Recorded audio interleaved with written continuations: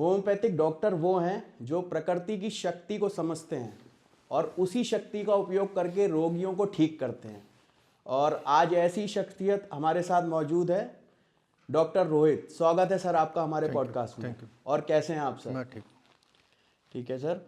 और जैसा मैं आपसे पूछना चाहूँगा, आपने होम्योपैथिक में कैरियर कैसे शुरू किया? इस फील्ड में आने की प्रेरणा आपको कहाँ से मिली? इस जो फील्ड है तो मैं बचपन से मेरे पेरेंट्स यही दवाई लिया करते थे होम्योपैथिक की। फिर मेरा इसमें सिलेक्शन हुआ था भारतीय विद्यापीठ पुणे में। ठीक है। फिर मैं वहाँ मैंने 5.5 साल पढ़ाई करी। फिर मेरा एमडी में हुआ था इलाहाबाद, हाँ जी। वहाँ से मैंने एमडी करी। फिर उसके बाद मैंने बरेली में प्रैक्टिस शुरू करी आकाश टावर में।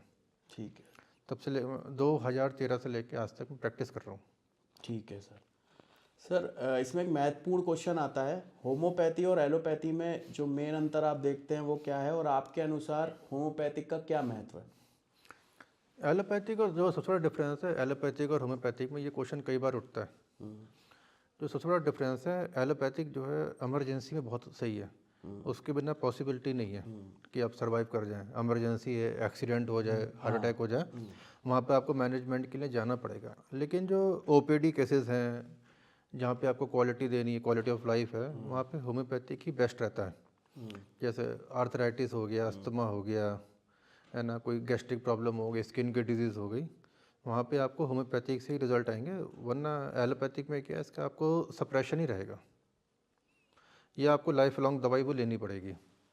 ठीक है। मतलब जो लाइफ लॉन्ग दवाई लेते हैं तो कई लोग बोलते हैं प्रॉपर क्योर नहीं होता एलोपैथी से, वो चीज़ होम्योपैथिक करती है क्या, प्रॉपर क्योर? एलोपैथिक में क्या है कि उस चीज़ को मैनेज कर रहे हैं। मैनेज मतलब होता ना, शुगर है, शुगर की वैल्यू आपने 140 के तक मेंटेन रख रखी है, ज़बरदस्ती से दवा दिया है ना।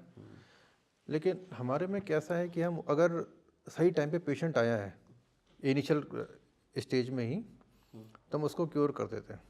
ऐसे बहुत से केसेस हमारे बीपी के हैं जिसको हमने आगे बढ़ने ही नहीं दिया, स्टार्टिंग में ठीक हो गए। हाँ, लेकिन अगर आप लेटर स्टेज में आते हैं, जैसे कोई बोल रहा है कि मैं 10 साल से बीपी की दवाई खा रहा हूँ या मैं 10 साल से शुगर की दवाई खा रहा हूँ, तो उसमें थोड़ा सा समय लगता है क्योंकि उन्हें मैनेज करने में। दवाइयाँ नुकसान पहुंचा चुकी होती हैं, वो जो नुकसान एक्चुअली होता क्या है कि बॉडी जो होती है एडिक्ट बन जाती है। जब बॉडी एडिक्ट बन गई एक दवाई की, मैं अचानक से बोल दूँ आप बीपी की दवाई छोड़ दो, तो बहुत गलत होगा। वो आपने वो दवाई छोड़ दी तो आपका बीपी तुरंत शूटअप पकड़ जाएगा। तो एक हर चीज़ का एक तरीका होता है, एक मैनेजमेंट होता है धीरे धीरे छुड़ा कि हम कैसे से छुड़वाते हैं, या उसको उसी पे रखना है, या वो अपनी दवाई से हम मैनेज कर पाएंगे, या उसको एलोपैथिक पे ही रखना है ना। ठीक है सर। सर ह्यूमन साइकोलॉजी के हिसाब से जैसे अधिकतर ये पाया जाता है कि अगर किसी को ऐसा लगता है मैं बीमार हूँ और वो डॉक्टर के पास पहुँच जाता है, तो 80% बीमारी उसकी पहुँचने के बाद ही ख़त्म हो जाती है। इसके पीछे आप क्या कारण देखते हैं कि मतलब सब दिमाग में ही है? एक्चुअली होता क्या है ना, जो माइंड है बॉस ऑफ द बॉडी बिल्कुल। है ना। अगर आप बैठ के सोच रहे हो, मैं उससे पहले आपको एक एक्सपेरिमेंट बताता हूँ। यूएस में एक को डेथ पेनल्टी मिली थी, एक क्रिमिनल था, तो उस पर एक एक्सपेरिमेंट किया गया। उसको क्या करा कि बैठा दिया, पट्टी बांध दी आंखों में, अंधेरे कमरे में, उससे बोला कि तुम्हें सांप से कटवा के आपको डेथ मिलेगी। तो एक्सपेरिमेंट में क्या करा, 2 पिन ली, उसके पैरों पे चुभो दी। अब पेशेंट इतना डरा हुआ था कि उसे लगा सांप ने काट लिया, और जब वो मर भी गया। और जब वो उसका जब पोस्टमार्टम हुआ बॉडी का, तो उसमें वही पॉइजन भी मिला। एग्जैक्टली। तो जब हम क्लिनिक में बैठते हैं तो हम देखते ही हैं कि अगर हेल्दी माइंड है तो हेल्दी बॉडी रहेगी ऑटोमेटिकली। हाँ हाँ, क्योंकि अगर हेल्दी माइंड है वो अपने आप ही आपको अच्छी पॉजिटिव की तरफ लेके जाएगा। और अगर माइंड आपका नेगेटिव है तो वो अपने आप ही आपको कि चलो मैं ये भी कर लूँ, मैं ये भी कर लूँ, या जो भी चीज़ नहीं करनी चाहिए आपको हेल्थ को लेकर, उधर जाएंगे आप।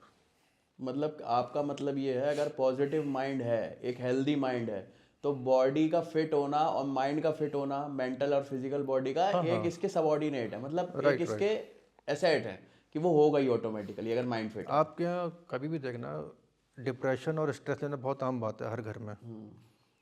अगर आपके घर में कोई एक ऐसा है जिसको स्ट्रेस की बहुत दिक्कत है, या जो एंजाइटी में रहता है ये लगातार, नेगेटिव थिंकिंग, हाँ, तो आप देखना उससे पेट की दिक्कत ज़रूर होगी। क्योंकि जो भी बॉडी है, जो भी माइंड है, वो अगर वो स्ट्रेस लेगा तो आपके फिजिकल बॉडी पे, फिजिकल अपीयरेंस पे असर ज़रूर आएगा। आएगा ही आएगा और 100% आएगा। मतलब इसका ये है कि जो मतलब निगेटिविटी पैटर्न बन चुका है उसका, जो स्ट्रेस लेता है, सबसे ज़रूरी पहले आप माइंड पे काम करके, जैसे लोग मेडिटेशन योगा करते हैं, अपने सबकॉन्शियस पैटर्न को बदलिए, उसे पॉजिटिव डायरेक्शन में डालिए, उसके बाद बॉडी और माइंड ऑटोमेटिकली फिट होना शुरू हो जाएगा। Right right. मतलब आपका कहना है सारा खेल यहीं से होता है। सब स्टार्टिंग ही यहीं से। ठीक है सर। सर जैसा हम देख पाते हैं आजकल, जैसे लोग बोलते हैं, जैसे बीमारी में डाइट का क्या महत्व है, जैसा कि अभी हाल ही में एक एग्जांपल है, नवजोत सिंह सिद्धू जी की वाइफ ने 4th स्टेज कैंसर को आयुर्वेदिक डाइट और योगा प्राणायाम के जरिए मात दी है। इसके बारे में आप क्या कहना चाहेंगे? डाइट का रिजल्ट सच बताएं तो काफ़ी अच्छा रहता है। ठीक है। जैसे अगर कोई बीमारी है आपको, मैं बोलता हूँ अगर आपको फैटी लीवर है, अगर आपने उसमें अपनी डाइट फैटी लीवर में क्या, अगर आपने ऑयल तना भूला अपने कंट्रोल कर लिया तो आपको बहुत अच्छे रिजल्ट्स दिख जाएंगे। अगर आपको कुछ ऐसी दिक्कत है, आपको जॉइंट्स की दिक्कत है या मसल्स वीकनेस है, अगर आपने उसमें अपनी प्रोटीन डाइट अच्छी कर ली तो आपको बहुत अच्छे रिजल्ट्स आएंगे। आपका हेयर फॉल है, आपकी स्किन अच्छी नहीं लग रही है, तो हेयर फॉल का बहुत बड़ा मेन ऑफ द रीज़न है कोलेजन फॉर्मेशन कम रहता है। अगर आपकी स्किन डल हो रही है, हेयर फॉल हो रहा है ना, तो उसमें प्रोटीन डाइट आप अच्छी रखिए, विटामिन सी अच्छा रखिए, आंवला ले लीजिए, उससे क्या कोलेजन फॉर्मेशन भी होगा, स्किन भी अच्छी होगी और बाल भी अच्छे हो जाएंगे। तो अगर डाइट अच्छी है ना तो वो डबल स्पीड से ठीक होता है। ठीक है। मैं ये नहीं कहता कि डाइट ही एक बीमारी को ठीक कर देती है ना, लेकिन हाँ सपोर्ट करती है। मतलब तब भी डाइट अगर कोई अच्छी लेने लग जाए, और जैसा कि अभी हमने हाल में एग्जाम्पल देखा है, प्लस योग को फॉलो करे और डाइट अच्छी ले जाए, तो धीरे धीरे वो खुद ही क्योर होना शुरू हो जाएगी body। हाँ, एक सपोर्ट तो मिलता ही है। कोई भी बीमारी हो, आपके पास दांतों की दिक्कत है, विटामिन सी ले लीजिए आप। ठीक है। किसी को आप देखें, किसी को अगर पैर में दिक्कत है, हड्डी टूटती है, तो साबूदाने की खीर बोलते हैं खाने के लिए, ठीक है। क्योंकि उसमें अच्छा कैल्शियम होता है। ठीक है। तो वो क्या है कि बोन फॉर्मेशन में हेल्प करता है। ओके। तो इसी तरीके की डाइट हर बीमारी के हिसाब से रहती है। ठीक है सर। सर आप अपने मरीजों से कैसे संपर्क बनाते हैं और उनका जो भरोसा है वो कैसे जीतते हैं? सबसे पहले तो जब कोई पेशेंट आता है हमारे पास, सबसे पहले तो मुझसे ये होता है कि ठीक से एक अच्छे से कंफर्टेबल रहे, प्यार से बात करें। और सच बताऊं तो अपना पर्सनल एक्सपीरियंस क्लिनिकल अलग है, पर्सनल अलग है। हमारा जो पेशेंट आता है वो हारा हुआ होता है, हारा हुआ अंदर से, मतलब सोचो चक्कर लगा के आता है, डिमोटिवेट थोड़ा। हाँ, पूरे शहर के उसने चक्कर लगा लिया, इधर हुआ है उधर आया। तो कई बार ना जो हम दवाइयाँ देते हैं वो इलाज नहीं होता, पेशेंट की बात सुनना भी इलाज ही होता है। हाँ जी। अगर मुझे लगता है कि हमारे होम्योपैथिक में क्या है कि जो डॉक्टर्स होते हैं बॉडी लैंग्वेज बहुत अच्छी पकड़ते हैं, हम पेशेंट को देख के समझ जाते हैं कि इसके दिमाग में क्या है। अगर हमें लगता है कि इससे बात करना ही इसका इलाज है, तो हम उसको ऐसे टाइम पे बुलाते हैं जहाँ पे हम उससे 20 मिनट आधे घंटे बात कर पाएँ। जैसे हम उससे बात करते हैं उससे बहुत रिलीफ मिलता है। तो ऐसे पेशेंट भी रहते हैं, कुछ ऐसे भी रहते हैं कि जिन्हें लगता है कि जब तक हम दवाई ना दें अच्छी या डायग्नोस ना कर पाएँ तब तक वो खुश नहीं होता है। उन्हें डायग्नोस चाहिए होता है, बीमारी बता दी, सर मुझे अब क्या बीमारी क्या है, तो हमें उन्हें सही डायग्नोस देना पड़ता है। तो पेशेंट टू पेशेंट उनकी प्रायोरिटी क्या है वो बदल जाती है। और जो इस समय ये जो सेंचुरी चल रही है, ये साइकेट्रिक पेशेंट इसमें बहुत ज़्यादा होते हैं। एंजाइटी, डिप्रेशन, ये OCD के केसेस रहते हैं। अगर आप उनमें ये क्या कि बात नहीं करेंगे ढंग से तो वो आपके पास नहीं आएंगे, वो चाहते ही हैं, वो चाहते हैं। हाँ, मेरे पास शहजानपुर से पेशेंट आते हैं, पीलीभीत से आते हैं, जब तक मैं उन्हें 15-20 मिनट बात नहीं करूं उन्हें सही लगेगा ही नहीं। अच्छा। वो रुके रहेंगे कि सर मुझे आखिरी में देखो लेकिन मेरी पूरी बात सुनो। तो इसलिए उनकी बात को सुनना बहुत ज़रूरी होता है हमारे लिए। मतलब आपका ये है कि आपके जो अधिकतर पेशेंट्स हैं वो आप काउंसलिंग से ही उन्हें हैंडल करके सही कर देते हैं? जिन्हें काउंसलिंग चाहिए उन्हें काउंसलिंग, जहाँ पे दवाई देनी होती है दवाई, क्योंकि मैंने बोला ना इसमें साइकेट्रिक पेशेंट का दौर है। जैसा कैसा होता है ना, इंडिया में आप देखोगे हर डिकेड 10 साल का होता है, हर 10 साल में एक बीमारी आती है जो पीक पे होती है। आपको ध्यान होगा 90s के टाइम में थायराइड नहीं हुआ करता था, नहीं होता आपने सुना ही नहीं होगा, अपने पापा मम्मी से पूछिएगा या आपके जो ग्रैंडफादर होंगे, शुगर बीपी भी नया था।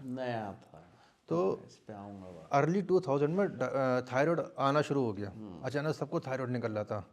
फिर 2010 में क्या हुआ, अचानक से सबका विटामिन डी कम होना शुरू हो गया, विटामिन B12 की कमी हुई, है ना। आप कभी ध्यान देना, ये तभी से हुआ है ना। तो हर डिकेड में एक सेंचुरी पीक पे आती है। ये जो डिकेड और अब जो करंट डिकेड चल रहा है, ये चल रहा है साइकेट्री का।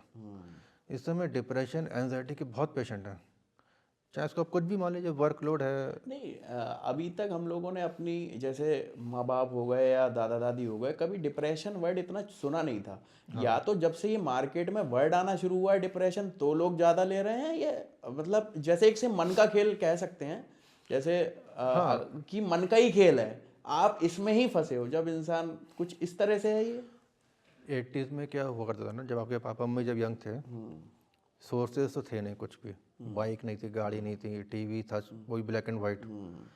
फिजिकल वर्क बहुत हुआ करता था, चलना है, काम करना है, मोबाइल नहीं हुआ करते थे।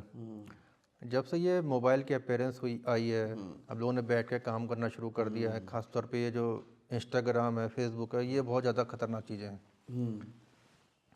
इसको जब से ये आया है, और भी फैक्टर्स हैं, एक्सपेक्टेशन बहुत हाई हो गई है, जॉब्स बहुत टाइट्स हैं इस समय, कैरियर सेट करना बहुत टफ है। तो ये सब फैक्टर्स हैं, जब से ये बीमारी जो है काफ़ी बढ़ गई है। और अब यकीन नहीं मानोगे, छोटे छोटे बच्चों को भी ये बीमारियाँ हैं। जो 10 साल के हैं, 12 साल के पेशेंट भी आते हैं, सोचते रहते हैं। इनफैक्ट एक संभल में एक पेशेंट है, रिलेटिव ही है मेरा, नाम लेना सही नहीं है यहाँ पे। उनका बच्चा है, बहुत अच्छी जॉब में है, लेकिन उसको मन नहीं लगता है इतनी अच्छी जॉब में। वो चाहता है कि मैं छोड़ के घर पे आ जाऊँ, डिप्रेशन में। मतलब पहले आप मेहनत करके वहां तक पहुंचे, हाँ और जब पहुंचे तो आपका मन नहीं लग रहा है, तो आप वापस आना चाह रहे हैं। हाँ तो हाँ इसमें मतलब ये आपको नहीं लगता कि कहीं ना कहीं दिमाग हमारे ही कंट्रोल से बाहर जा रहा है? दिमाग हमें चला रहा है, हम दिमाग को नहीं चला हाँ रहे हैं, हाँ, यही तो है है ना? यही तो चल रहा है। कभी कभी कैसा होता है ना, एक जो डिप्रेशन का जो पेशेंट होता है, वो क्या करता है, जैसे हमारी आउटलाइन है, वो बस इतनी एरिया को अपना सब कुछ मान लेता है। वो सोचता है बस मैं यहीं पे रहूँगा तो मैं कंफर्टेबल रहूँगा। वो अपना बैरियर तोड़ना ही नहीं चाहता है। और डिप्रेशन में क्या है, जिसने अपना बैरियर तोड़ दिया, वो तो डिप्रेशन से बाहर निकल आया। वरना वो उसी में बैठा रहेगा, मुझे अंधेरे में अच्छा लगता है तो मैं अंधेरे में रहूँगा, मुझे बाहर जाने में डर लगता है तो मैं बाहर ही नहीं जाऊँगा। जॉब वॉब सब छोड़ देगा, हाँ एक ही अंधेरा है तो बंद कमरे में रहना है, तो दिन भर वहीं पड़ा रहेगा। हाँ, जब तक बहुत ज़रूरी ना हो। तो जब तक वो अपनी एक पहली स्टेप बाहर नहीं लेगा, तब तक वो ठीक नहीं होता। जब तक सोशल लाइफ में नहीं आएगा, दोस्तों के साथ थोड़ा घूमे, थोड़ा इधर उधर जाए, तो थोड़ा सा खुलेगा वो। हाँ हाँ, राइट। पहले क्या था कि लोग इतना चलते फिरते थे, इतनी एक्सरसाइज अपने आप ही करते थे, इतनी अच्छी डाइट हुआ करती थी उनकी, कि ये चीज़ उन तक पहुंचती ही नहीं थी। आज की तारीख में कैसा है कि मरना आसान हो गया, जीना मुश्किल हो गया। ये कुछ अजीब विडंबना है। हाँ, मरना आसान। अच्छा, हमारे में होता क्या है कि एक गलत चीज़ आती है न्यूज़ चैनल्स में। न्यूज़ चैनल में क्या आता है, सुसाइड को इतने आराम से दिखाते हैं कि लगता है कि सुसाइड बहुत ही आसान चीज़ है, बहुत नॉर्मल चीज़ है ना। तो वो ऐसे, हालांकि बताते भी हैं वो लोग कि ये नहीं करना चाहिए, लेकिन थोड़ा सा स्ट्रिक्टली दिखाना चाहिए। या इतना ऑफिशियली मत दिखाओ कि लोगों को लगे तो बहुत ही आसान चीज़ है, परेशान हो गया हूँ मैं, मेरा काम नहीं हो रहा, चलो सुसाइड कर लो। ये मैंने बहुत देखा है। इसे तो जुर्म घोषित करना चाहिए पूरी करा भी है, लेकिन जब आदमी अगर मर गया तो उसे कहाँ गिरफ्तार करोगे, बस वही वाली बात है ना। तो ये एक विचारधारा है जो टीवी में, मीडिया में प्रमोट ऐसा नहीं होनी चाहिए। आपका कहना बिल्कुल सही है, क्योंकि एक जैसे सुसाइड हो गया, या सपोज करिए आज 4-5 साल में ही हम लोग सुन रहे हैं डिप्रेशन, एंजाइटी जैसे वर्ड्स, इनके खिलाफ भी थोड़ा सा वो रखना चाहिए कि अगर कोई है, तो जैसे हम लोग बहुत अच्छे से ट्रीट करते हैं ना, तो मुझे कहीं ना कहीं ये लगता है कि साइकोलॉजिकल फैक्टर में जो पेशेंट होता है उसे अच्छा लगता है कि ट्रीटमेंट अच्छा मिल रहा है, उसे भी आप ये समझाने की कोशिश करते हैं कि भाई जो तुम कर रहे हो वो गलत कर रहे हो, थोड़ा स्ट्रिक्टली बिहेव करेंगे तो उसे लगेगा हाँ। और आपने एसी कमरे में आप उसे बैठाल रहे हैं, चाय पानी की व्यवस्था हो रही है, तो कहीं ना कहीं वो चीज़। अब मैं बताऊँ ये शुरुआत कहाँ से होती है। ये ना डिप्रेशन वर्ड एक टैबू है, है ना, टैबू। आपके पेरेंट्स हैं या आप, वो ये तो सुनना पसंद कर लेंगे घर के लोग कि मेरे बेटे को कैंसर है ना, क्योंकि अगर वो बोल दिया कैंसर है तो लोग आएंगे, सहानुभूति भी देंगे, शायद कुछ फाइनेंशियल सपोर्ट भी मिल जाए। लेकिन आप ये नहीं बोलना चाहेंगे मेरा बेटा पागल है, मेरा बेटा या बेटी पागल है। उसके नेगेटिव इम्पैक्ट्स क्या आते हैं, समाज में कोई आपके घर नहीं आएगा, आपसे बात नहीं करना चाहेगा। तो ये भी एक दिक्कत है। अगर आपके घर में किसी को ये सिम्टम्स दिखते भी हैं, तो घर के जो बड़े हैं या जो बराबर वाले, वो ढंग से उस चीज़ को ट्रीट ही नहीं करते हैं। हमारे इस बीमारी को बीमारी मानते ही नहीं है जब तक वो बिल्कुल पीक पे ना चली जाए। सबसे अच्छा तो ये है कि आपकी फैमिली में कोई भी है तो उसकी बॉडी लैंग्वेज को समझ के कि इसका बिहेवियर ठीक नहीं लग रहा पहले के मुकाबले, उससे बात करें, समझें कि आपके कॉलेज लाइफ में, स्कूल लाइफ में, प्रोफेशनल लाइफ में कुछ गड़बड़ी तो नहीं चल रही है, क्या चीज़ है जो आपको बार बार परेशान कर रही है, आप खाना क्यों नहीं खा रहे हैं टाइम पे, आप किसी से बोलते क्यों नहीं। अगर ये स्टार्टिंग फेज में इस चीज़ को पकड़ लो ना तो चीज़ें निपट जाती हैं सही से, क्योंकि आपका सबसे बड़ा पिलर क्या, आपका घर है। और इस बीमारी को सबसे ज़्यादा जो अवॉइड करते हैं घर पे ही करते हैं। आप अपनी मम्मी से बोल दो, मतलब ज़रूरी नहीं जो मैं बात कर रहा हूँ सही है, आप अपने घर पे पापा मम्मी किसी से बोलते हो डिप्रेशन है, कहेंगे अरे हटा ये क्या होता है डिप्रेशन, डिप्रेशन सोचता रहता फालतू का। अगर किसी ने ऐसा बोला है, चल भले यार दोस्तों कम से कम एटलीस्ट बात सुनिए, है ना। और कई बार क्या होता है कि पेशेंट को खुद ही नहीं मालूम होता वो डिप्रेशन में। एक जैसा एक होता है ना कि आज का दिन आपका अच्छा नहीं गया, आप दुखी हो गए, बैठे नहीं खा रहे, नॉर्मल हो गया, कल से आप ठीक हो गए। लेकिन एक पेशेंट है अगर वो उसका रोज का यही चल रहा है तो वो कहीं ना कहीं वो डिजीज़ में कन्वर्ट हो गया। और कई बार मुझे ये भी लगता है, दूसरा पहलू ये भी है, depression is a choice not a disease. Yes, मुझे कई लोगों को देख के यही भी लगता है ये चॉइस है, जो जिसकी मेंटल पावर या क्षमता विल पावर, मेंटल है ना वो नहीं कर पा रहा सही से, उसका यूज़ नहीं कर पा रहा, तो वो डिप्रेशन में चला जाता है, या कोप अप नहीं कर पा रहा, प्रेशर नहीं झेल पा रहा, तो वो चला जाता है। जैसे मैंने अभी महाभारत देखी थी, उसमें बड़ा अच्छा एक वो था, भीष्म पितामह का सेंटेंस था, जिसमें सामर्थ्य होता है वो हथियार उठाता है, बिल्कुल और जो कायर होता है वो मदिरा पान उठाता है। सही बात है। तो यहाँ पे क्या है, जो जिसमें सामर्थ्य है वो अपने घर की जिम्मेदारी उठा रहा है, ये अपने रोचे काम सही से कर रहा है, सही बात है। या और जो कमज़ोर है वो कुछ नहीं कर रहा, या मदिरा ही कर रहा है ना। सही बात है सर। हाँ, ये चीज़ बहुत ही एक लिंक बैठती है, हाँ, लिंकअप है। तो मुझे कई बार ऐसा भी लगा, ये भी मेरी लगा मुझे कि कहीं ये भी तो कारण नहीं है। सर ये जैसे सोसाइटी में ये बहुत ज़्यादा उछाल पे है ये वर्ड, तो आपको कहीं ये नहीं लगता कि ये खुद का ही एक वहम है, या खुद से ही हमने अपने मन के जाल में फंसे हुए हैं? अगर हमें इसे तोड़ना है, जैसे हमारे व्यूअर्स को इस माध्यम से आप बताइए, जैसे कोई किसी को लग रहा है कि मैं पिछले कुछ टाइम से मैं परेशान हूँ, तो उसे ये बैरियर तोड़ना है, तो वो विल पावर के जरिए कैसे बैरियर तोड़ के आगे बढ़ सकता है? क्योंकि ये है तो ओवरऑल मन का ही जाल, तो उन्हें कैसे तोड़ सकता है उस इसमें ऐसा है बैरियर कि को? जो सबसे बड़ा जो इसमें दिक्कत होती है वो होती है एक्सपेक्टेशन। आप 11-12 में आ गए, मेरा बेटा या बेटी डॉक्टर बनेगा, माँ बापों की। हाँ, ये अच्छा, इंजीनियर बनेगा। आप देखते होंगे कोटा से केसेस आते हैं, सुसाइड। हाँ, कि हर महीने कोई ना कोई केस निकल आता है सुसाइड कर लिया। अब वो क्यों करते हैं, एक्सपेक्टेशन इतने हाई होते हैं, बच्चा वहाँ पहुँचता है, बच्चे से हो नहीं पाता है। अब होता क्या है कोटा में भी, भाई जब टेस्ट होते हैं, टेस्ट में 5-5 हज़ार बच्चा बैठता है। अब बच्चा सोचता है 5,000 में मेरी रैंक 3,000 आ रही है, जब यहीं पे 1 लाख बच्चा बैठेगा तो मेरी रैंक क्या आएगी। या कोचिंग में कुछ पढ़ाया ही हो जो समझ में नहीं आ रहा है, तो यहाँ पे वो डीमोरलाइज होता है। वहीं पे माता पिता फ़ोन करते रहते हैं, हमें तुझसे बड़ी उम्मीद है, हमें तुझसे बड़ी उम्मीद है, तो डॉक्टर बनेगा या इंजीनियर बनेगा, जो भी है। तो यहाँ पे वो लोग इतने बच्चे डीमोरलाइज हो जाते हैं कि वो कहीं ना कहीं ऐसा अटैम्प्ट उठाने के लिए मजबूर हो जाते हैं। और जब सिलेक्शन नहीं होता है तो वो पेरेंट्स भी भाई कुछ ना कुछ तो कहते ही होंगे। ऐसे तो बहुत ही पेरेंट्स कम हैं कि जो कहते हैं कोई बात नहीं तो फिर ट्राई कर ले, है ना। तो या बच्चा डरता है सोसाइटी प्रेशर से, सिलेक्शन नहीं हुआ तो कोई क्या कहेगा। हमारे चैनल के माध्यम से आप कोई सलाह दीजिए, ऐसी सिचुएशन में क्या करना चाहिए माँ बाप को भी और बच्चे को भी, अगर वो नहीं क्रैक कर पाता है और माँ बाप की एक्सपेक्टेशन बहुत है, तो उन्हें क्या कदम उठाना चाहिए, बच्चे से क्या सबसे बात बड़ी करनी बात तो ये है कि बच्चे पे प्रेशर ना डालें। जैसे ही बच्चा 11-12 में है या 10th में 11-12 में है, हमारे यहाँ पढ़ाई का सिस्टम ऐसा नहीं है कि 10th-12 का बच्चा समझ जाए कि मैं करियर में क्या करना चाहता हूँ। ये फैक्ट है। हम लोग क्या करते हैं, दूसरे को कॉपी करते हैं। अरे अच्छा शर्मा जी अगर लड़ा कोटा क्या कोचिंग करना है, मैं भी जाऊँगा, ये उसने बायो लिया मैं भी लूँगा, ऐसा ही होता है, राइट। तो अगर वो करने में जा रहा है तो उससे कहो कि बेटा या बेटी जो भी है कि आप कोशिश करिए, होता है तो सही, नहीं होता तो कोई बात नहीं, ज़िंदगी यहाँ ख़त्म थोड़ी हो रही है। सही बात है। आपको आगे भी और मौके मिलेंगे, आप करते रहिए, हम तुम्हारे साथ हैं। बस अगर पेरेंट्स ने इतना बोल दिया हम तुम्हारे साथ हैं, खत्म बात, बच्चे की सारी टेंशन खत्म। बच्चे को कोई प्रेशर आएगा नहीं। अगर पेरेंट्स ने बोल दिया, अगर मान लो नहीं भी हुआ, पेरेंट्स ने सपोर्ट कर दिया, कोई बात नहीं, तूने अपनी कोशिश करी, इतना बहुत है। भाई सीट है 1% है, नीट में बैठ रहा है 1 लाख बच्चा है, 1% के तो होगा, है ना। तो सबका तो होना नहीं है। तो आपके हाथ में क्या है, आपने मेहनत कर ली पूरी, यही आपके हाथ में, आपने पूरे रात दिन पढ़ लिया, हुआ तो हुआ, नहीं हुआ तो कोई बात नहीं है। आगे बढ़ो लाइफ में, बहुत चीज़ें हैं करने के लिए।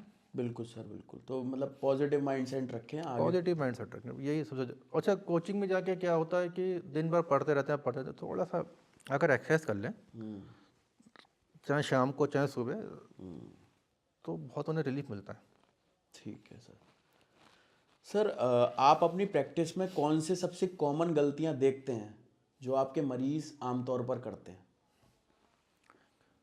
जो इलाज के दौरान होती हैं? जो पेशेंट गलती करते हाँ, इलाज के दौरान। हैं, जैसे जब पेशेंट आते हैं तो हमारे यहाँ क्या होता है ना, जो हमें जो सबसे चीज़ें खटकती है होम्योपैथी प्रैक्टिस में, कैसा होता है कि हमें फुल केस टेकिंग होती है। हमारे में जैसे एलोपैथिक में तो क्या है कि बुखार आया, आपने डोलो खा ली या पैरासीटामोल खा लिया। हमारे में ऐसा है कि हमें पूरी केस टेकिंग लेनी पड़ती है। जब हम केस टेकिंग लेते हैं तो वो केस में हमें जैसे पेशेंट का माइंड सेटअप क्या है, क्या पसंद है क्या पसंद नहीं है ना। तो कई बार हमें वहाँ पे सही चीज़ नहीं मिल पाती है। दूसरी बात, कई बार बीमारियों में क्या पेशेंट क्या गलती करते हैं, अपनी डाइट ठीक नहीं रखते हैं। मतलब पेट की दवाई ले रहे हैं मुझसे, लेकिन पानी की बताशे भी खा रहे हैं। मैंने उन्हें मना कर रखा है, ये मेरा लाइव है, देखो वो जो मैं बता रहा हूँ। तीसरी, वो दवाई खाना तो पसंद करेंगे लेकिन एक्सरसाइज करना पसंद नहीं करेंगे। कुछ बीमारियां ऐसी हैं जहाँ पे 60% रोल दवाई का रहता है, 40% रोल एक्सरसाइज का होता है। आपको डायबिटीज़ है, बीपी है, कोलेस्ट्रॉल है, या कोई भी दिक्कत है, या पेट की दिक्कत है, आप 100% कह रहा हूँ, कितनी भी दवाई खा लो, जब तक डाइट और एक्सरसाइज नहीं करोगे नहीं ठीक होगा, नहीं ठीक हो। हो ही नहीं सकता ठीक। फिर होता क्या है, इसके बाद क्या होता है, फिर आप दिल्ली भागते हो, ऑपरेशन कराना है। तो ये कुछ दिक्कतें आती हैं। अगर वो लोग स्टार्टिंग से फॉलो करें तो कोई दिक्कत नहीं होती। एक बड़ा एक अच्छा ना, एक बहुत अच्छा, मैंने कहीं एक पढ़ी थी एक लाइन, ऐसा नहीं है कि शुगर और बीपी आपके फैमिली में दौड़ रही है, सच्चाई ये है कि आप नहीं दौड़ रहे हो। सही बात है, बिल्कुल सही बात है। तो अगर आप ये चीज़ करेंगे तो आप वहाँ तक ये पहुँचेंगे तो नहीं। अभी आए, बट वरना ये तो बीमारी है ही नहीं, जैसा आपने भी बोला, ये तो सिर्फ दिनचर्या है। अगर दिनचर्या ही सुधार लें तो ये चीज़ एग्जिस्ट ही नहीं करती है एक ये तरह जो से। चीज़ें हैं ये लाइफ स्टाइल डिजीज़ है। हाँ, दिनचर्या वही। लाइफ स्टाइल डिजीज़ होती है मैक्सिमम। अगर लाइफ स्टाइल डिजीज़ आप अपने ठीक कर लें तो आप ठीक हो जाएंगे। ठीक है सर। सर होम्योपैथी के बारे में कुछ ऐसे मिथ्स हैं, गलतफहमियां हैं जो आप दूर करना चाहते हैं? और जैसा कि कुछ लोग कहते हैं कि ये मीठी गोलियों से कुछ नहीं होता, आज भी ऐसे कुछ लोग हैं जो ऐसा बोलते हैं, तो उनके लिए आप क्या कहना चाहते हैं, जो मिथ्स है? हाँ देखो, गोली तो मीठी होती है, हाँ। इसमें तो कोई शक नहीं, गोली तो मीठी होती बिल्कुल। है ना। अब उसमें क्या है कि गोलियां क्या एक जरिया है दवाई देने का, प्रिस्क्राइब करने का। उसमें हम अपनी दवाई डालते हैं, गोलियां क्या करती हैं उसे एब्जॉर्ब कर लेती हैं, वो हम देते हैं। अब पेशेंट के माइंड सेट में क्या आता है, मान लो कोई पेशेंट आपके पास आया, कैंसर का आया, अब उसने दुनिया भर की कीमो करा ली, भारी भारी दवाइयाँ खा ली, इंजेक्शन लगवा लिया। अब वो सोचता मैंने इतना ताम झाम कर लिया कि मैं मीठी गोली से ठीक हो जाऊंगा, है ना। एक मैं वो बता रहा हूँ नॉर्मल चीज़ जैसे हम सोचते हैं हाँ। कि जब इतना भारी भारी सेटअप हमें ठीक नहीं कर पाए, क्या ये ठीक कर देंगे। लेकिन होता क्या है कि ठीक होती हैं चीज़ें, है ना। वो एक बस एक वहम है, आपको तो सिर्फ ठीक होना है, बिल्कुल सर, है ना। आपको ठीक होने मतलब, और आप आराम से ठीक हो रहे हो, उससे अच्छा आपका और क्या चाहिए, सही बात है ना। आप बिना किसी साइड इफ़ेक्ट्स के ठीक हो रहे हो, आपको कोई कॉम्प्लिकेशंस नहीं आ रहे हैं, आप उससे ठीक हो रहे हो, तो आपको उससे ज़्यादा क्या चाहिए। सही बात। आप अगर स्टेरॉयड ले रहे हो, सपोज एलोपैथिक में देते ही हाँ, कभी कभी steroids। मजबूरी पड़ती है वो लोग देते हैं। तो स्टेरॉयड से क्या है कि आपको कितने और कॉम्प्लिकेशंस आ रहे हैं, आप में बॉडी में वीकनेस आ रही है, आपका इम्यून सिस्टम नीचे गिर रहा है, कुछ ना कुछ और सिस्टमेटिक डिजीज़ आपको आ रही हैं, है ना। अगर आप उसके साइड इफेक्ट्स। हाँ साइड इफ़ेक्ट्स हैं, अगर आप उसके बिना बिल्कुल आराम से ठीक हो रहे हो तो उसमें क्या बुराई है। बिल्कुल सही बात है सर।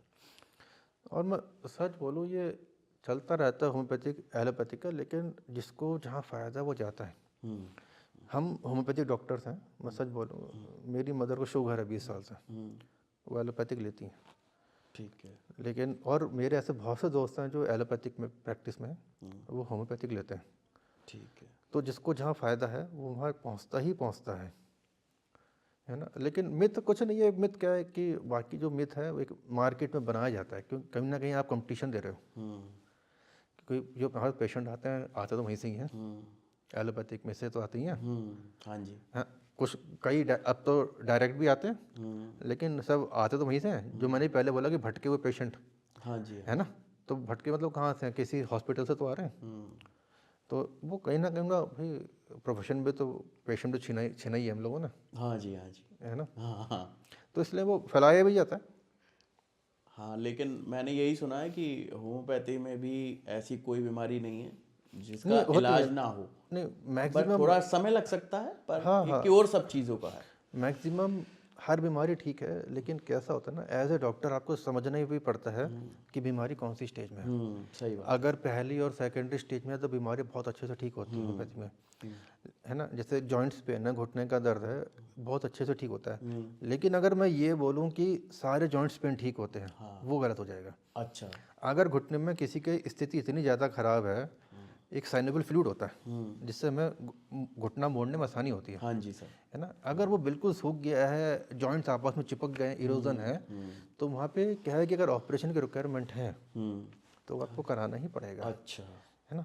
ठीक है सर। एक्चुअली होता है क्या है, मैं अच्छा हूँ तो अच्छा हूँ, लेकिन सामने वाला भी अच्छा ही बिल्कुल सर, है बिल्कुल। ना। या अगर आप अच्छे हैं तो उसका मतलब नहीं आप ही अच्छे हैं, हाँ जी। दूसरा भी अच्छा है। बिल्कुल सर। तो आपका ये कहना है इसमें कि मतलब जो जिसके पास जा रहा है वो लोग डॉक्टर्स अच्छे से समझ पाते हैं, जैसे कुछ आपके एलोपैथी फ्रेंड्स हैं वो होम्योपैथिक भी लेते हैं जो, हाँ हाँ और जो हो आप जैसे आपके घर में होम्योपैथिक हैं तो अगर ज़रूरत पड़ती है तो वो हाँ, एलोपैथी भी लेते हैं। इमरजेंसी में लेना पड़ता है कभी ठीक है कभी। सर। जैसे होता है कैसा ना, मैं आपको बताऊँ, जैसे मैं भी आप किसी गांव दराज से फ़ोन आ गया मेरे पास सपोज, है ना, जहाँ पे अगर स्टोर है तो बहुत अच्छी बात है, होम्योपैथिक स्टोर है तो, नहीं है तो मुझे कुछ तो करना ही है, हाँ जी सर। मैं कुछ तो करूँगा ही। हाँ जी। हाँ जी। पेशेंट से ये तो मैं नहीं बोलूँगा, मेरे जानने वाले गांव से आया कि भाई ये अगर तेरे पास दवाई नहीं है तो छोड़। हाँ। तो मैं क्या करता हूँ, जैसे किसी गांव से फ़ोन आ गया, ठेठ गांव में होम्योपैथी थोड़ी सी मुश्किल से मिलती हाँ जी सर। है ना। बिल्कुल तो बिल्कुल। मैं अपने जो एलोपैथी फ्रेंड्स हैं उन्हीं से दवाई पूछता हूँ, मैं कहता हूँ भैया बताओ ना, मुझे अच्छा। बता तो मैंने ट्रांसफ़र करता हूँ। ठीक है सर। सर क्या आपके पास कुछ ऐसी होम रेमेडीज़ हैं जो लोग अपनी डेली लाइफ में इस्तेमाल करके स्वस्थ रह सकते हैं, और दो चार ऐसी होम्योपैथिक मेडिसिन जो आप रिकमेंड करना चाहेंगे जो लोगों को अपने घर में रखनी ही चाहिए, उनके क्या फ़ायदे हैं? जैसे जो कॉमन दवाइयाँ जो होती हैं ना, जैसे मेन कंप्लेंट्स क्या, सर्दी खांसी हो गई, पेट में दर्द हो गया, गैस बनना हो गया, है ना, या बॉडी पेन हो गया, तो हमारे यहाँ कुछ दवाइयाँ होती हैं, एकोनाइट हो गई, ये आप ले लीजिए, बहुत अच्छी दवाई है। खासतौर पर ये जो सीज़न आ रहा है सर्दियों का, आर्सेनिक ले लीजिए। ठीक है सर। जैल्सीमियम हो गई, ये ले लीजिए, बुखार अगर आपको आ रहा है तो, ठीक है। अगर आपको गैस बन रही है, एसिडिटी है, तो कार्बोवेज ले लीजिए, कार्बोवेज नक्स भूमिका ले लीजिए। कितनी कितनी पावर्स में लेनी है सब सर? 30 में रखिए। सब 30 में हाँ रखें। 30 में रखिए। ठीक है। अगर आप किसी पार्टी से आ रहे हैं, पार्टी में के बाद आपके पेट में गैस बन गई, तो आप पल्साटिला ले लीजिए, ये मोस्ट कॉमन सिम्टम है। पल्साटिला। हाँ, आप पल्साटिला 30 में ले लीजिए, बहुत अच्छा रिजल्ट आएगा मतलब आपको। गैस अगर बन रही है तो आप पल्साटिला ले लीजिए तो आपको अच्छा अगर रिजल्ट आपने कोई आएगा। हैवी रिच फूड खाया है, हाँ। जैसे पनीर खा लिया, बहुत तला हुआ, छोले भटूरे टाइप खा लिया रात में, हाँ जी। तो आप पल्साटिला ले लीजिए, ठीक तो है। आपको रिजल्ट आ जाएगा, आएगा ही आएगा। ठीक है। या घर में छोटे बच्चे हैं, अक्सर पेट में दर्द होता है, तो कोलोसिंथ अच्छा काम करती है। कान में दर्द हो रहा है तो बेलाडोना या कैमोमिला, ये बेसिक दवाइयाँ हैं जो आप चाहें तो लेके रख लें। या कभी चोट लग गई तो आर्निका, आर्निका। है ना, ठीक है सर। आर्निका 200 में रखिए, ज़्यादा अच्छा है। मतलब अगर चोट लग जाती है तो आर्निका 200 लेंगे तो उससे ज़्यादा जल्दी आराम मिलेगा। हाँ हाँ, आर्निका 200 ले लीजिए तो अच्छा रिजल्ट आता है। मतलब बहुत से लोग रखते भी हैं, कोई छोटे अच्छी बच्चे रिजल्ट। होते हैं ना, कहीं बिस्तर से गिर गए, कहीं चोट लग गई, हाँ जी। कभी कुछ हो गया, तो घर में ये रहती है तो उन्हें थोड़ा सा आराम रहता है। ठीक है सर। और कुछ होम रेमेडीज़ भी बताना चाहेंगे जो लोग अपनी डेली लाइफ में इस्तेमाल करके स्वस्थ रह सकते हैं? सबसे अच्छी, अगर आपको स्ट्रेस है, स्ट्रेस के लिए अगर आपको, तो हमारे यहाँ एक दवाई आती है विथेनिया सोमनीफेरस। अच्छा। मतलब विथेनिया सोमनीफेरस एक टेक्निकल नेम है, असली इसका वैसे नाम हो गया अश्वगंधा, अश्वगंधा। है ना। Okay okay. आप इसकी 15-15 ड्रॉप 3 बार ले लीजिए। कितने टाइम तक लेनी है सर? जब 1 महीना 2 महीना आप ले लीजिए अपने हिसाब से, और कि उससे फ़ायदा मिलेगा? हाँ आपको इसमें स्ट्रेस में रिलीफ हो जाएगा। अवीना सटाइवा है, अगर आपको बहुत थकान सी महसूस होती है तो आप अविना सटाइवा ले लीजिए, ठीक इसको अच्छा रहेगा। एक अगर आपको पेट में ज़्यादा दिक्कत रहती है तो एलियम सटाइवा ले लीजिए। ये जो दवाई हमारे यहाँ लहसुन से बनती है, ओके। एलियम सटाइवा से आपकी गैस की दिक्कत जो है उसमें रिलीफ हो जाएगा। आपको हल्के हल्के, आपकी एज ज़्यादा है, आपको जॉइंट्स पेन है, ठीक है। वो आप ले लीजिए। तो उसके लिए आप कुरकुमा लौंग आती है, ये हल्दी से बनती है, तो कुरकुमा लौंग आप ले लीजिए। तो उसका क्या है कि आपकी बॉडी मेंटेन रहेगी, आप क्या कर रहे हो, कोई गलत चीज़ नहीं ले रहे हो। ठीक है सर। जो दवाई लहसुन से बनी प्राकृतिक है, आपके शरीर में सही चीज़ जा रही है, वो उसी वजह से एक सप्लीमेंट मान लो। कुरकुमा लौंग का क्या है कि प्योरेस्ट फॉर्म ऑफ हल्दी है, आप हल्दी ले रहे हो, हाँ, बस आपको क्या है, कोई दिक्कत ही नहीं। आप दवाई कहाँ ले रहे हो, सप्लीमेंट ले रहे हो, सप्लीमेंट ले रहे हैं है ना। तो ये है। और बिना किसी साइड इफेक्ट की चीज़ है। हाँ, और अगर आप बालों पे जाओ या स्किन के लिए जाओ, हाँ जी। आजकल आप देखोगे कि बालों के लिए एक ब्रांड चल रहा है, नाम रोज़ा मैरिनस का ऑयल, रोज़ा मैरिनस या रोज़ मैरी ऑयल चल रहा है, ऐसा कोई नाम है। ठीक है सर। आप उसके ऑयल देखोगे तो बहुत महंगे महंगे हैं मार्केट में, 850-900 रुपये का अमेज़न पे मिल रहे हैं। हाँ जी। तो आपको कुछ करना ही नहीं है, इसकी 130 की शीशी आती है हमारे यहाँ, हाँ जी। रोज़ा मैरिनस करके, ठीक है ना, उसका टिंचर आता है। ठीक है। आप बस लो अपने उस टिंचर को लो, अपना जो भी आप ऑयल इस्तेमाल करते हो घर में, कोकोनट ऑयल, मस्टर्ड ऑयल, उसमें उसकी 15-20 बूंद डालो, ठीक है। आप मालिश कर लीजिए। इससे क्या रिजल्ट्स मिलेंगे सर? आपके बाल इससे हेल्दी रहेंगे, और अगर आपकी एज कम है तो न्यू ग्रोथ ऑफ हेयर भी आपको देखने को मिल जाएंगे। अच्छा, आपकी बालों की शाइन, वॉल्यूम, बहुत अच्छे रिजल्ट्स हैं इसके। मतलब शाइनिंग हो जाएगी। हाँ, तो मतलब मेरा यहाँ पे ये है कि आपको 850 रुपये खर्च करने की ज़रूरत नहीं है, अगर वही चीज़ आपको 150 रुपये मिल जा रही है, 150 रुपये में, है ना, तो कोई ज़रूरत नहीं है आपको। तो मतलब बालों की टूटने की समस्या से भी निजात मिलेगी। हाँ हाँ, बाल झड़ रहे हैं, मैं वही तो कर रहा हूँ ना, ये इसी का ब्रांड नेम जो है महंगा करके बेच रहे हैं। ठीक है। आप अभी बाद में अमेजन पे सर्च मारना, हाँ, रोज़ मैरी ऑयल करके, रोजमेरी ऑयल। है ना, आप देख लेना, 1200-1500 तक के भी रेट होंगे, अच्छा 200 ml के। सर, एक बार नुस्खा वो रिपीट कर दीजिए हमारे व्यूअर्स के लिए जो आपने बताया बालों हाँ, ये एक हमारे में आती है रोज़ा मैरिनस करके टिंचर आता का। है। हाँ जी। इसको आप 10-10 बूंदे जो भी आप ऑयल इस्तेमाल करते हैं उसमें डालें, रात में मालिश करके सो जाएं और सुबह शैम्पू कर लें। ठीक। शैम्पू कोई भी माइल्ड शैम्पू ले लें, उसके बाद अपने बाल धो लें। तो अच्छा, मतलब वो ये चीज़ वही काम करेगी जो ब्रांड में जो जो ऑयल बिक रहे हैं, ब्रांडेड ऑयल, ठीक है। सेम रिजल्ट आएगा, उससे भी अच्छा रिजल्ट आएगा। क्यों आएगा सेम? क्योंकि जो हमारे टिंचर बनते हैं हाँ जी। वो प्योरेस्ट फॉर्म होता है, प्योरेस्ट फॉर्म ऑफ मेडिसिन होती है, डायरेक्ट जो सोर्स ऑफ मेडिसिन है हाँ जी। उसी का एक्सट्रैक्ट निकालते हैं और टिंचर फॉर्म में दे देते हैं, ठीक है। तो उसके रिजल्ट अपने आप में बहुत अच्छे होते हैं। ठीक है। दूसरा है, बताऊँ आपको, अगर स्किन में दिक्कत है, स्किन में दिक्कत आती है जैसे जैसे एज बढ़ती है ना, हमारा कोलेजन फॉर्मेशन कम होता जाता है। कोलेजन के एक टाइप का प्रोटीन मान लो, ठीक है। इसके भी बहुत महंगे महंगे ट्रीटमेंट होते हैं। तो कोलेजन फॉर्मेशन का बहुत अच्छा तरीका क्या है कि आप विटामिन सी ले लो। विटामिन सी किस फॉर्म में? एक हमारा दवाई आती है एम्बलिका, एमलिका। हाँ, सर एक बार रिपीट कर दीजिए। एम्बलिका ऑफिशियलिस करके आती है, EMBLICA। अच्छा, अब इसका सरल नाम मैं बोलूँगा आप चौंक जाओगे, बताइए। आंवला। आंवला। पहले कठिन नाम इसलिए बोलते हैं, थोड़ा माहौल बन जाए। नहीं नहीं सर, और ये बच्चे को पता है तब भी लोग नहीं लेते हैं। लेकिन वो हमारे दवाई फॉर्म में लीजिए ना, वो टिंचर फॉर्म में, होम्योपैथी का, उसमें थोड़ा सा कैसा होता है, पोटेंटाइज होता है, हाँ उसमें थोड़ा सा पावर उसमें अच्छी रहती हाँ। है ना। तो वो उसकी 10-10 ड्रॉप 3 बार लीजिए, विटामिन सी की कमी के लिए, स्किन के लिए बहुत अच्छा है। मतलब स्किन क्या, विटामिन सी अगर किसी महिला है तो पीरियड में क्रैम्प्स वगैरह आते हैं, उसमें भी अच्छा काम करती है, हाँ जी, हाँ जी। बालों में भी अच्छा काम करेगी, जॉइंट्स में भी अच्छा काम करेगी, सर्दी जुकाम में भी अच्छा काम करेगी, है ना। प्लस एक आती है हमारे यहाँ बर्बेरिस एक्वाफोलियम, ठीक है। इसको हम लोग डायरेक्ट स्किन पे लगवाते हैं, तो इससे क्या है कि कॉम्प्लेक्शन में इम्प्रूव आता है। अच्छा। मैं ये नहीं कह रहा हूँ कि बहुत ही जैसा आप टीवी में देखते हैं वैसा हो जाता है, लेकिन एक ठीक ठाक। नेचुरल। सर एक बार और नाम बता दीजिए, क्या बता? बर्बेरिस एक्वाफोलियम। ये कहाँ मिलेगी व्यूअर्स ये किसी भी होम्योपैथिक स्टोर मिल जाएगी, को? अच्छा ये आप ऑनलाइन सर्च कर लीजिए। अच्छा। ये कितने टाइम तक लगानी है? जब तक आपको लगता है कि आपके रिजल्ट सही आ गए। अच्छा। तो इस दवाई से क्या है कि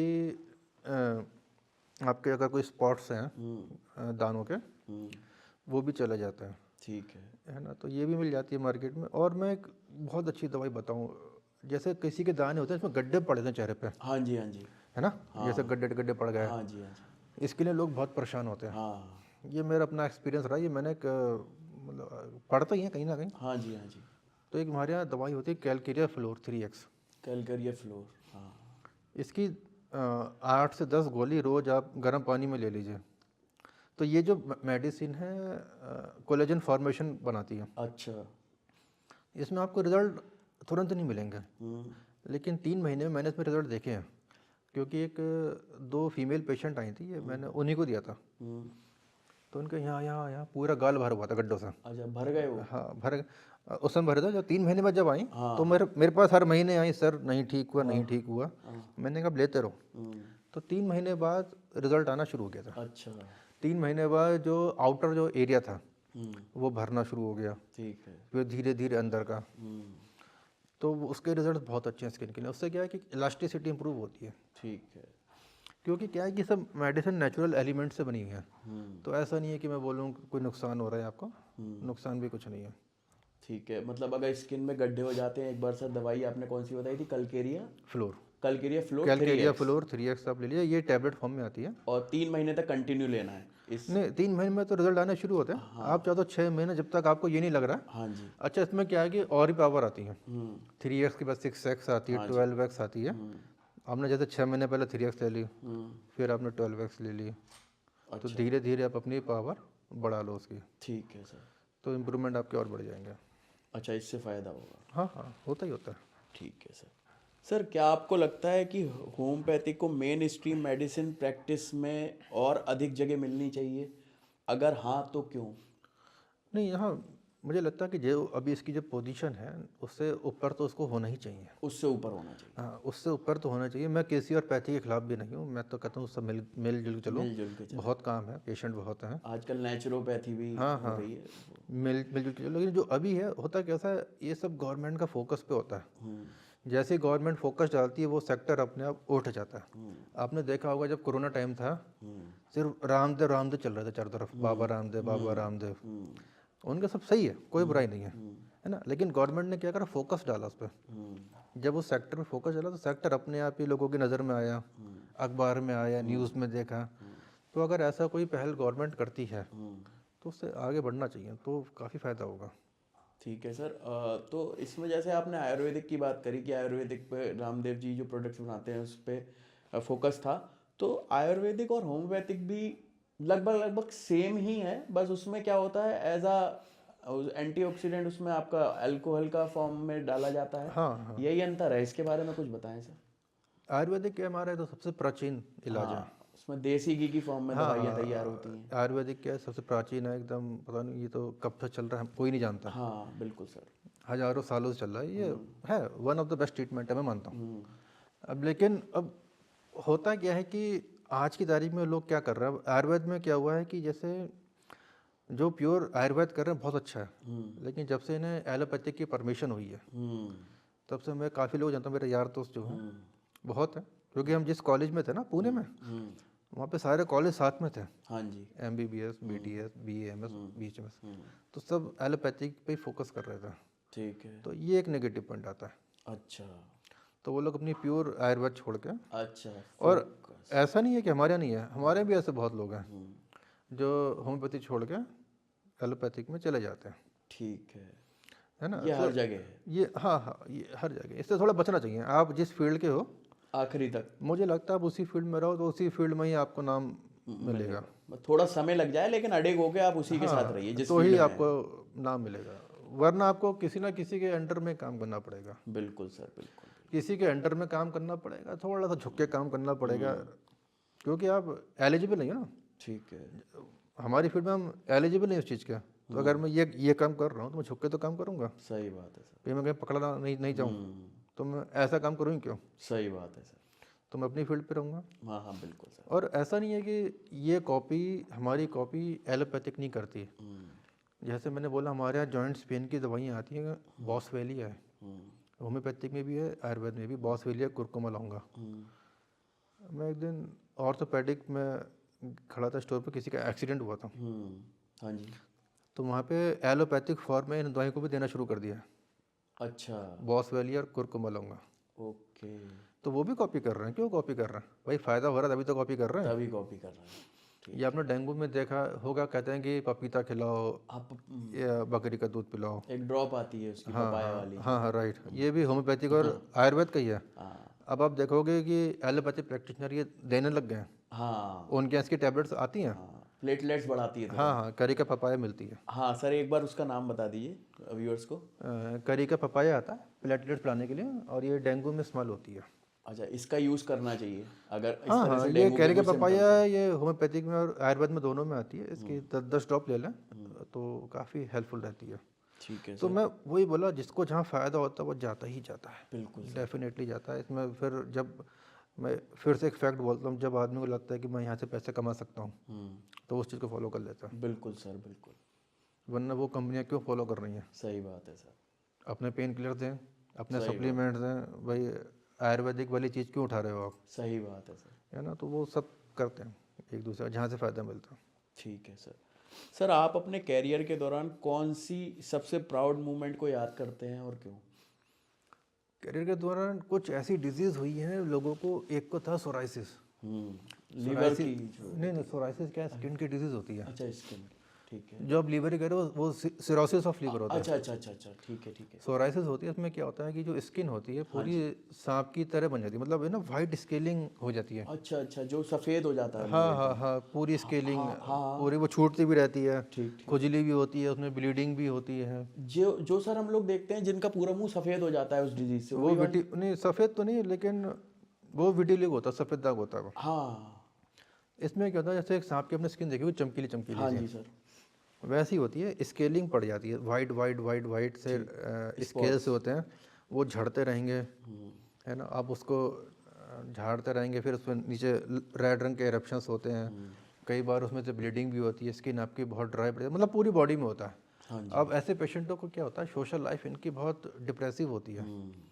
सोशल लाइफ डिप्रेसिव होती है, मतलब कि कहीं जाएंगे तो पूछेंगे भाई ये क्या हो गया, सही बात है ना। क्योंकि उनके हाथों पे भी होता है, यहाँ पे भी होता है, बालों में भी होता है, इतना डेंड्रफ होता है कि बाल काटते हैं तो यहाँ यहाँ पे गिरता सही बात है सर। है ना। तो वो उनकी सोशल लाइफ भी डिप्रेसिव होती है, तो वो पेशेंट क्या होता है फिर कहीं घर पे बैठा रहता है जब ठीक नहीं होता है तो वो केस ठीक हुआ था हमारा, काफ़ी अच्छा ठीक हुआ, सोराइसिस। या और एक बच्चे को थी, वो था ADHD था, हाइपर एक्टिव डिसऑर्डर होता है। तो इसमें क्या होता है, बच्चे दौड़ते रहते हैं, रुकते ही नहीं है, मतलब ये भी एक डिसऑर्डर ही है। ये कितने साल के बच्चों के लिए? ये 5 साल के 4 साल के होते हैं। अच्छा, मतलब रुकते ही नहीं है। भाग रहे, मतलब बात ही नहीं सुन रहे, आपके कमांड्स ओबे नहीं कर रहे हैं। जो उनकी मदर है वो परेशान है, वो रो रही हैं, फादर परेशान है। तो ये आते हैं यहीं पे, ये बरेली के ही हैं। ठीक। तो वो अच्छे ठीक हुआ, और मजे बात है, बच्चा समय नॉर्मल स्कूल में पढ़ भी रहा है। हाँ जी। तो ये कुछ चीज़ें जब ठीक होती हैं तो अच्छा लगता है कि मतलब एक होता है कि बच्चे की लाइफ ठीक हो गई, या किसी बड़े की लाइफ ठीक हो गई, किसी की भी लाइफ अगर आप इम्प्रूव कर दो, इम्प्रूव कर दो तो। है ना, कि आप इतनी इम्प्रूव कर दो कि उससे आपको दिक्कत नहीं है। वरना जहाँ पे आदमी, कुछ डिजीज़ ऐसी होती हैं जिसमें आदमी यही जो हमारी पहले बात होती है, सुसाइड करने की सोच लेता है। अच्छा, डिजीज में भी? हाँ हाँ, क्योंकि उससे पेन बेयर नहीं होता है। ओके। अब जैसे कोई भी पेन है, नहीं बर्दाश्त हो रहा, 5 साल हो गए, 10 साल हो गए, 15 साल हो गए, 20 साल हो गए, तो कैसे करोगे। एक लेडी आती थी, उसको सोराइसिस था, 89 से था, अच्छा। मेरे पास आई थी 2016 में। ठीक है। अब सोच लो, इतने टाइम में उसने कितनी दवाइयाँ खा ली होंगी, 20-22 सालों में उसने कितनी दवाई खा ली होंगी, कितनी कितनी जगह घूम ली होगी। हालांकि अभी भी अंडर ट्रीटमेंट है, हाँ, लेकिन वो 90% ठीक है। अरे वाह, मतलब जो दाग धब्बे आप बता रहे हैं वो सब हाँ मिट हाँ, गए? 90% ठीक है। बहुत बढ़िया। हाँ, सोराइसिस में एक दिक्कत वाली बात क्या है, जब तक इसका एक एक निशान ना चले जाए हाँ। तब तक इसके लौटने का डर रहता है। अच्छा। हाँ, लेकिन ये कि अभी ठीक है, खुश है, तो इतना अपने लिए अच्छा है कि पेशेंट आया खुश है, आपने उसके घर की लाइफ चेंज ठीक कर दी, उसके घर में जो एक माहौल था, नेगेटिव माहौल था, वो पॉजिटिव में कन्वर्ट हो गया। नहीं नहीं, सही बात है सर। अगर आपने ऐसा कुछ कर लिया। एक 8 साल का बच्चा था, अब मैं बताऊं कि घर में इस केस से आपको मालूम चलेगा घर में क्या बोलना चाहिए क्या नहीं बोलना चाहिए। एक 8 साल का बच्चा था, आता था, मेरे सिर में हेडेक हो रहा है, हेडेक हो रहा है, हेडेक हो रहा है, और जब मेरे पास लाया उसे, तो बिल्कुल बड़ों की तरह सिम्टम दे रहा था अच्छा। कि मैं सुबह उठा, मेरे सिर में ऐसे दर्द हुआ, धूप निकली तो सिर में दर्द बहुत तेज हुआ, दवा दिया तो अच्छा लगा, तो बड़ा अजीब सा लगा सुन के, जैसे कोई बड़ा बोल रहा है। अच्छा। है ना। तो मैंने बच्चे से बोला तुम बाहर जाके बैठो। हाँ। मैंने पापा मम्मी से पूछा आपके घर में किसको माइग्रेन है, अच्छा। तो उसकी मदर को था माइग्रेन। हाँ उनकी। तो वो दिन भर बोलती रहती थी अच्छा। मेरे सिर में दर्द है, मेरे सिर में दर्द है, मेरे सिर में दर्द है। बच्चे ने वही सुन सुन के उसको ग्रैस्प कर लिया, और बच्चा ये इस तरीके से ग्रैस्प हुआ कि उसका बच्चे का माइंड खुद ही भूल गया हाँ। कि ये सच है ये झूठ है। अच्छा।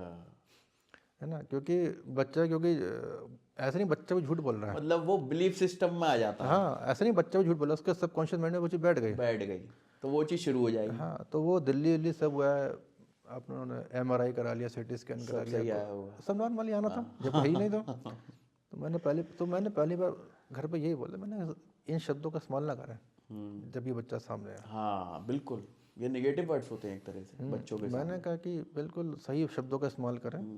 फिर हमने उसका ट्रीटमेंट करा। हमारे यहाँ ऐसी रेमेडीज रहती हैं जो सीरियस केसेस में रहती हैं, तो ठीक है, वो बच्चा बहुत खुश है। सर अब आता है। मतलब जैसा आपने एग्जाम्पल दिया, मैंने कई एग्जाम्पल सुने, मतलब मेन कारण यही है कि अगर जैसे किसी को पहले लगता है कोई निगेटिविटी दिमाग में बैठी हुई है और वो उसे ही कन्वर्ट करके बिलीफ सिस्टम में पॉजिटिविटी कर ले, तो आधी बीमारियां तो वैसे ही गायब हो जाएंगी बिलीफ सिस्टम और सबकॉन्शियस माइंड से ही। बिल्कुल आप किस इन्वायरमेंट में रह रहे हो, उसको कैसे, उस पर आपका क्या इफेक्ट आ रहा है, उससे बड़ा फर्क पड़ता है। अगर आप खासतौर पे घर पे, क्योंकि घर पे तो आपको रहना ही रहना है। अगर और आपको यकीन आपके फादर मदर बहुत ज़्यादा होता है, और अगर आपके फादर मदर या बड़े भाई बहन नेगेटिव ही बोल रहे हैं, तो आपको उसका रिजल्ट 100% आना ही आना है। जैसे आपने देखा होगा कि फादर मदर जो होते हैं, या फादर तो नहीं, मदर खास तौर पर किसी न किसी रिश्तेदार की बुराई करती रहती हैं। सब जगह होता है, तुम्हारे चाचा ऐसे, तुम्हारे मामा ऐसा, या कुछ भी हो, है ना। तो कहीं ना कहीं हमारे इम्पैक्ट तो बैठता ही है, वो खराब आदमी है। हाँ जी। है ना। या आपके फादर ने ऐसी कोई बात बोल दी, यार चाहे उस चीज़ से आपका कोई मतलब नहीं है, लेकिन आपके दिमाग में इम्पैक्ट तो बैठ ही गया। नहीं, सही बात है ना। तो और यहीं इसके उलट बातें हो गई, भले ही किसी ने गड़बड़ कर दी रिश्तेदारी में, आपके फादर ने बोला अरे कोई बात नहीं, बड़ों का मामला तुम मत पढ़ो, है ना, वो चीज़ वहीं पर रुक गई, ब्लॉकेज हो गया। सही बात वो नेगेटिव इम्पैक्ट आप तक पहुंचा ही नहीं। हाँ जी, हाँ जी। तो घर में हम क्या बोल रहे हैं क्या नहीं बोल रहे हैं, वो तो बड़ा सोच समझ के बोलना चाहिए। भले ही आप कितने भी परेशान हो, कुछ भी हो, बच्चों के सामने तो अच्छा ही बोलो। अच्छा ही बोलो, पॉजिटिव, क्योंकि उनके दिमाग पे असर ना पड़े। हाँ, अच्छा मतलब ऐसा नहीं, उन्हें सही चीज़ ही बताओ, असलियत बताओ, लेकिन इस तरीके से बताओ कि मतलब जैसे कोई बच्चा अच्छा नहीं कर पा रहा सपोज पढ़ाई में, हाँ जी। ऐसा मत बोलो कि तुम बेकार हो, तुमसे कुछ नहीं होगा, नालायक हो, वो देखो उससे कितने अच्छे नंबर आ रहे हैं। ऐसा ना बोलें कंपैरिजन करते हुए, कुछ इस तरीके से बोलें कि बस आप अच्छा कर रहे हो, बस आपको थोड़ी सी और मेहनत करनी है, ठीक है। आपको और इम्प्रूवमेंट करना है।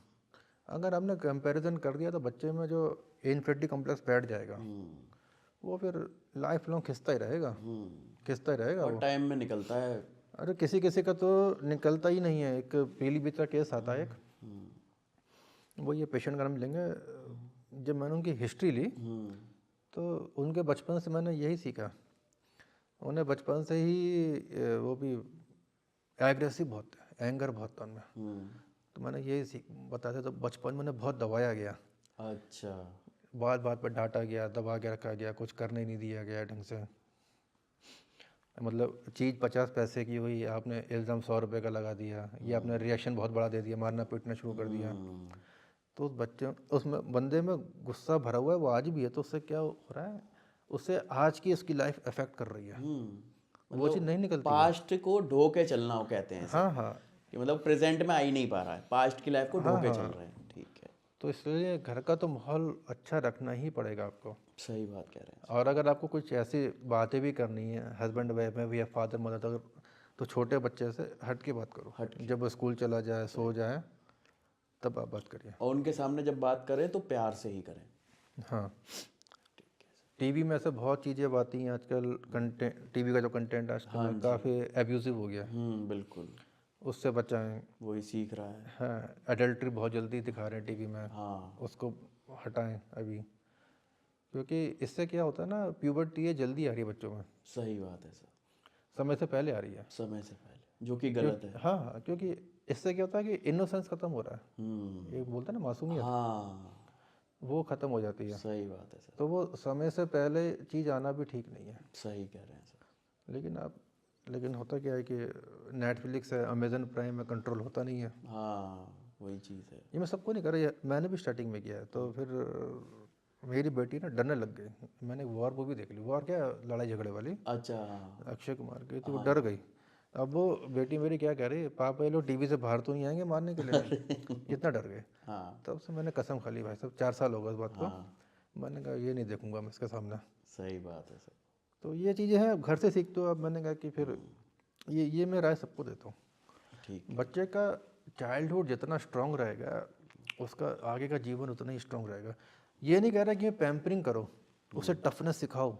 ये भी नहीं कह रहा कि मैं उसे हर चीज़ दे दूँ। मजबूत। मोबाइल दे दिया तो मोबाइल मांग रहा था, मोबाइल दे दिया, नहीं, मना करो, जितना ज़रूरी उतना ही दो। उसको एक हर चीज़ दिखाओ, उसे मानसिक तौर पे मजबूत बनाओ, उसे किसी ना किसी स्पोर्ट्स पे भेजो, है ना। क्योंकि आखिरी में देखो, जीतता तो वही है जो मेंटली स्ट्रांग होता है। बिल्कुल सर, बिल्कुल। टॉपर्स को मैंने घर में बैठे देखा है। हम्म मैंने बहुत टॉपर देख लिए घर में बैठे हुए हैं। हाँ मैं जी।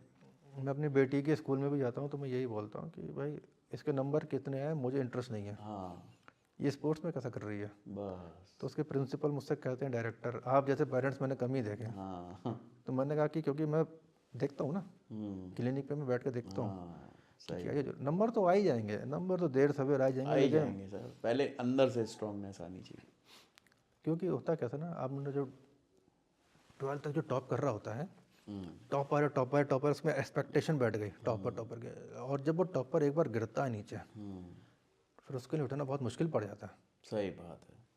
क्योंकि उसके दिमाग में वो चीज़ बैठ गई थी, अब उसकी एक्सपेक्टेशन उससे इतनी हाई हो जाती है कि उसे पता ही नहीं होता है। Ego problem. हाँ, तो वो उसको लिए उठाना फिर बहुत मुश्किल पड़ जाता है ना। वो मतलब ऐसा, ये बात सबके लिए नहीं, बहुत से लोग होते हैं कंटिन्यू रहते हैं कंटिन्यू रहते हैं। कि 12th में टॉप किया, फिर आईआईटी में भी हो गया, फिर आईएएस पीसीएस भी निकल गया। लेकिन ऐसे भी बहुत से लोग हैं 11th 12th तक अच्छे नंबर आए, फिर अचानक से बैठ गए। डाउनफॉल।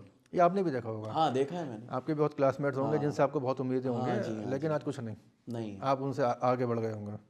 देखा ये होता है, मेंटली स्ट्रांग होना बहुत ज़रूरी है। मैं इसलिए दवाई के साथ साथ मैं यही बोलता हूँ, खेलो कूदो, बिल्कुल सर, पढ़ाई उतनी करो जितना ज़रूरी है। जितना ज़रूरी है। जितने पढ़ाई उतनी करो जितना फॉर्म भरने के लिए ज़रूरी है। 12th में अगर फॉर्म भरने के लिए 70 आ जाए, 75 आ जाए, बहुत सही है। बहुत सही है। उससे ज़्यादा कुछ नहीं करने का।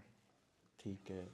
तो मतलब इतना आप इतना प्रेशर मत बनाओ बच्चे पे, आप मतलब ये राय देना चाहते हैं पेरेंट्स को।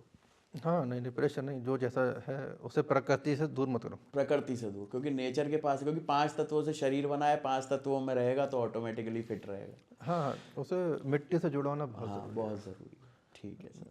सर आपका बहुत बहुत धन्यवाद, आप हमारे पॉडकास्ट में आए।